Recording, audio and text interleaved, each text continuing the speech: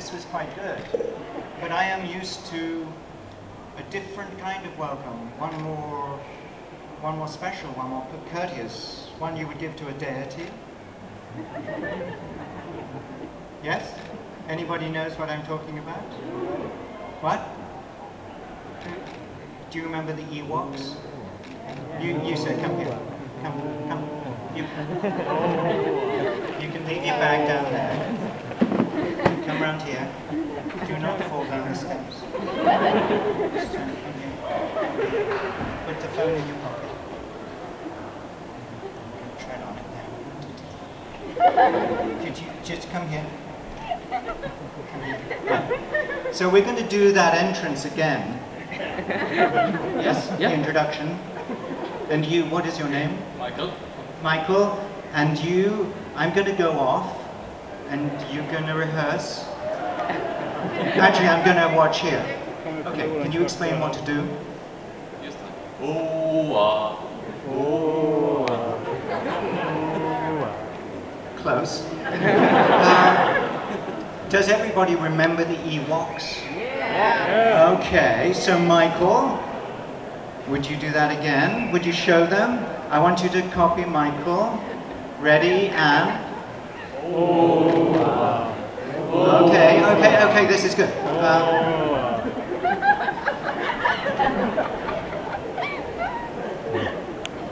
I'm kind of having a deja vu movement, but ladies and gentlemen, please give a warm welcome to Anthony Daniels.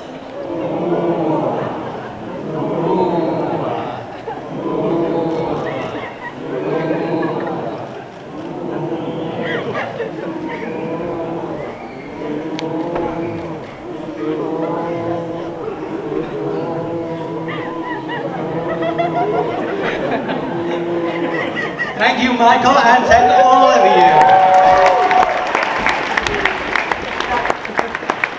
Thank you. That looks so sweet. Thank you very much for doing that. That made me very happy. Good afternoon, and thank you for coming here to listen today. What are we going to talk about? We're going to talk about, I would say, you. Okay. So how long we got? 5 minutes should do it, okay? You're quite an interesting person. I would say 20 minutes won't be enough, but we'll try to cover it. So, what do we do? Does anybody have a question they would like to ask the person, the man who has spent 40 years on We got a lady over there. Yes. Oh, do we have a microphone? Yeah, it's coming. Oh, okay. This is a very expensive production. We have 2 microphones. Hi. Hi. How does it feel to wear the C3PO costume? How was it to wear the Yeah. C3PO costume? Yes.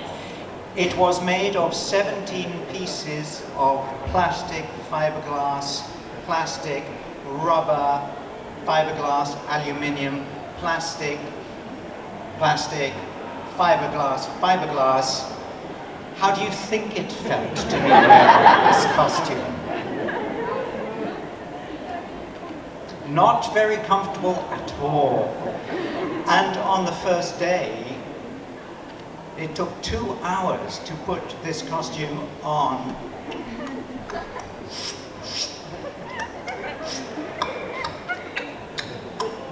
Ugh. 2 hours. And it was in the desert. We were in a tent. It wasn't glamorous. There was sand everywhere. But they opened the tent flaps, and I walked out into the sun, and the whole world stopped and gazed. I was a total star. Everybody was gazing at me. And then I began to move to the set, the sandcrawler, and everybody is staring. And within 1, 2, 3, ow! The costume had broken. So suddenly I wasn't a star anymore. I was just a bunch of 17 pieces. Next question. Well, talking about the suit, I heard they made some changes from the first episode to the second, or 4 and 5, if you like. What were the major changes? They did, because the costume didn't fit together in the beginning. It was like a Rubik's Cube that didn't kind of stick together or make any sense. We'd spent 6 months making the costume, but it was very, very complicated. So as we went on, they made little changes here and there that just made it less painful to wear. And now, there is a film coming out in the next 2 weeks. So what's it called? What's it called? Force Awakens. Yeah. And in that, I will tell you a secret. It's not the same costume. It looks the same, but in this case, they were kind enough to remake it, and they used 3D printing. Do you all know what that is? So it's made by a computer. I mean, what is more suitable? And what happens then? It makes it easier to make little adjustments and changes at the studio to make it, yes, that's better. And they were very generous to do that. And also 3PO, you will see in the pictures, has a beautiful sheen down. He's a beautiful gold color. So it's one of the things to look out for. Yes, young man. You can. Hi. Well, since we're talking about The Force Awakens, I've seen from the pictures that we have a red arm, or a red-brownish arm, which is different from before. Will we get a story from that, or can you tell us even now what that's about? You have to realize that I have been electronically wired by Disney to ignore any real questions about The Force Awakens. I want it to be all a surprise for you, as the guys at Disney do too. So you're going to have to wonder about 3PO's red arm, okay? Yes, sir. You can speak. You're the only cast that's been in all 7 movies. How does it feel? Since I'm the only cast member to work on all 7 movies now, how does it feel? It feels extraordinary, because many of you will know I didn't want to even have the job interview. I didn't want to be in episode 1, 2, 3, 4, 5, 6. I certainly wanted to be in 7. But I wasn't going to be in the first one. And then something took over. The Force took over. Seriously. And I went to meet George, and I fell in love with the painting of the character, and here I am. So it's in spite of me that I'm here. I've been very, very lucky. Yeah, actually I heard about that you weren't actually a big sci-fi fan before Star Wars, and I know that you, according to rumors, watched the 2001 A Space Odyssey, and you even left the cinema and demanded your money back. Is that true? Have you seen 2001 A Space Odyssey? Yeah. Back in the day, it was really, really boring, I thought. There are bits of it that you can go to sleep to and wake up again, it's fun. I like that film very much. I was too young the first time. But it's one of the reasons I wasn't interested in Star Wars, because it was space. Yes, you can speak loudly. Yes, about that super, so uncomfortable. How big reason was that for 3PO being partly demolished in Empire? Was the fact that the costume was so uncomfortable why 3PO was demolished in Empire? No, it's not. Because I pretend that the suit is really... You don't know I'm uncomfortable in there. People in the studio do. 3PO allows the producer, in this case George Lucas, to make fun, to torture, to persecute a character safely. Because unlike a human, it's easy to stick 3PO back together again. But of course, George doesn't stop at 3PO. You have pretty much everybody gets something chopped off in the end, don't they? Take that how you will. Because does Darth Vader lose a hand? Yes, does he? And Luke Skywalker loses a hand. It's just 3PO loses everything. Question over here. Yeah, guy in the green thing.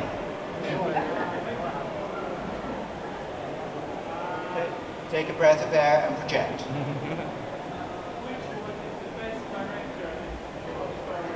Which director is the best director? It's very difficult when you take the best, because that is the superlative, that is good, better, best.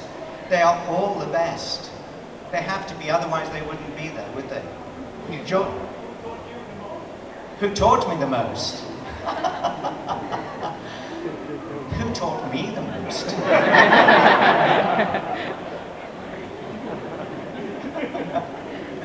You know that originally George Lucas didn't think of C3PO as being a British butler. You know this. He wanted a different character, but he never told me. So I never did it. And he was going to change it, and then he realized, he changed his mind, that the 3PO did work very well. I think each of the directors has realized that 3PO is 3PO. It's not just me, not just the costume. He is 3PO, so you might as well leave him alone. But a lot of the characterization is in the script, written by other people. And okay, I change the words occasionally, but hey. Yeah, talking about the acting, what you have learned, I heard that you first studied as a lawyer, but then you changed to an actor. How come you made that change? How come I made the change from training in law to being an actor? Wouldn't you? Yeah, I would, and I'm happy you did, of course. I'm happy I did, but I was doing a career to please my parents. They wanted me to have a real job. They wanted me to have a future, a pension, a life. Actors often don't have these things. And so they were being careful, and it was many years ago. Nowadays, your kid can come home and say, I'm going to be a video game producer. Wow. You can make huge amounts of money devising computer games and things now. My parents would have equally said no to that at the time. The world has changed. But I was not happy doing what I was doing. And finally I had the courage to say, I'm not happy. It's my life. Yeah. So have I been lucky now? Yes, I have. Yeah. Anybody here in a job they're not happy about? Think about it. Another question. Yeah, we have from the gentleman in blue there. Oh, I'm sorry, yeah. Oh, he's got a big voice. Since George sold Star Wars, and now sort of Here's a little thing. Anybody who's going to be an actor, often you will work with a microphone. Microphone is a very, very clever thing, especially one that's wireless. There is nothing up my sleeve. But notice how at all times the microphone tends to work better if at least one end of it is pointing towards your mouth and is with at least 9 inches of it. This end is extremely good. This end doesn't, if I bring it back to my mouth, it works incredibly well. So, and cut, and stand by, and action. Yes. Now since George sold Star Wars to Disney, he seems to belatedly sort of have a bit of a problem letting go of Star Wars. And also, we've heard that Star Wars will now outlive us all. It will just go on and on and on. Will you be able to let go of 3PO? Well, I'm going to repeat that. First of all, you said that George Lucas, having sold the whole franchise to Disney, has a job letting go. I seriously don't understand why you say that.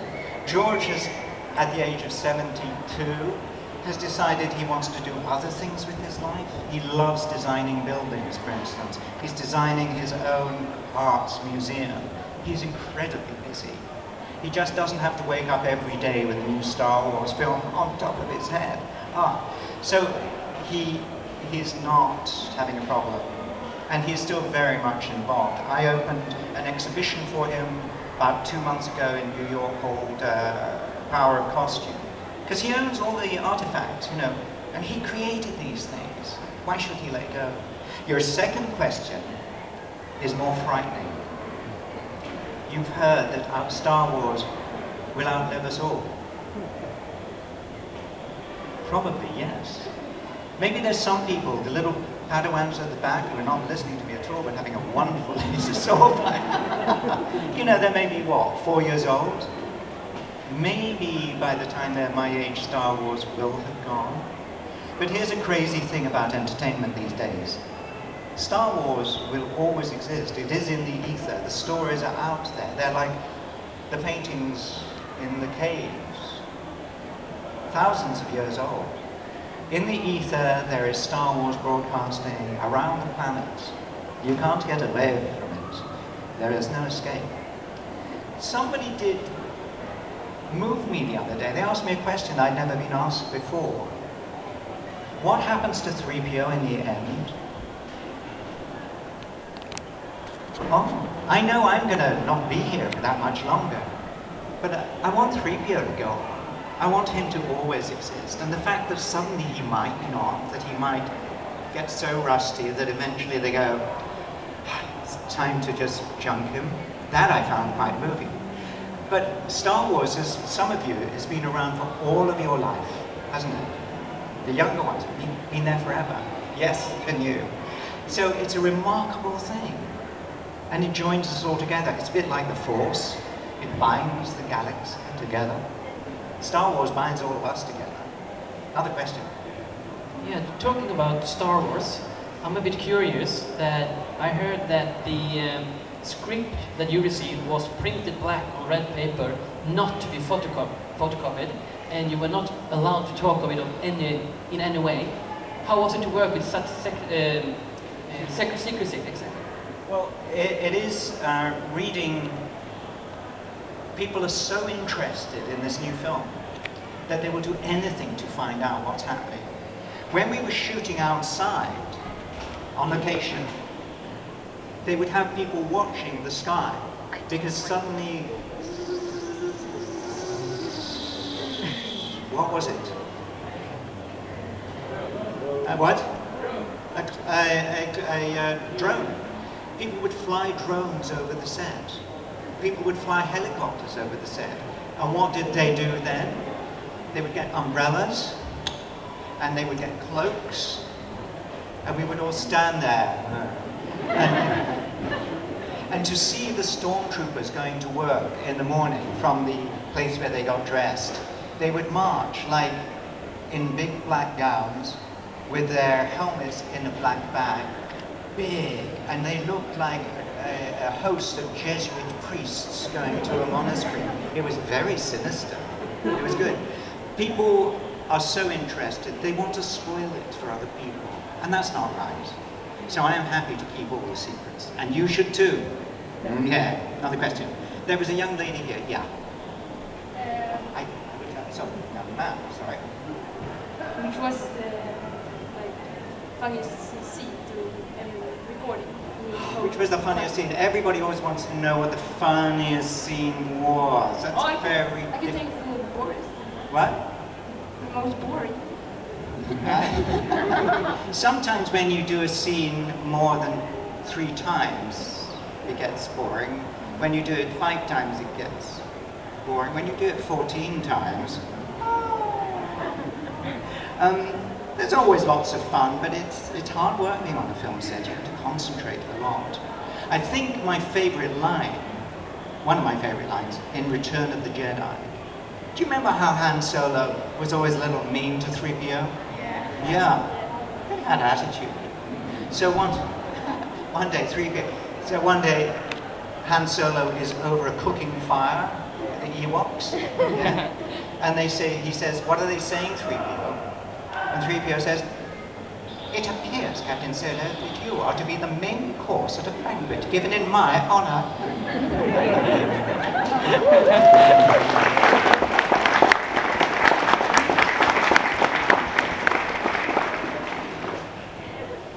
Yeah, do you have any more questions from the audience? Because we are running out of time. We're running out of time. Like 2 more questions? Wait a minute, lovely lady over there in the check thing. Just, I'm here tomorrow, so Hi. you can come and ask me stuff. I used to work with the microphone, so I'm fine, I think. You used to work for what? As a tour guide. Really? Yeah, so I learned how to, you just put the microphone against your chin. You can try that. Yeah, it's better. It's not working for me, honey. Oh, okay. I was just wondering, I think you're like good at impressions. Can you impersonate or imitate, Absolutely not. anyone of the cast members? No. That would be cruel. Some people think when I'm on the set and they slightly lose track, and I have a long dressing robe and whatever, and they think, or they thought that I was Alex Standen. They thought I was Obi-Wan Kenobi. I'm old enough now to be Obi-Wan Kenobi, but not then. Another question. There was somebody down here. Yes. How did you get the part for C3PO, and which is your favorite movie of Star Wars? My favorite movie, okay, my favorite movie is Episode 4. episode 1. Because it was neat, it was a little story. Does anybody read what my website says about how I got the part? I got it, to answer your question. George Lucas was auditioning everybody in England for every role, okay? He was exhausted. He wanted an actor, somebody who could act, but also somebody who was quite good at mime, who had a certain amount of physical control, yeah? You know, mime can be that kind of thing, or it can just be knowing what your body's doing. And somebody small, and somebody who didn't cost very much. And that was me. Yes? Is everybody here going to The Force Awakens? Yeah! Anybody here got tickets? Yeah. Yes. I haven't. Yes? Yeah, so I heard this rumor that during the shooting of the desert scenes in episode 4, you were put in a stand during the breaks and you almost died of dehydration because it was so hot. Is it true?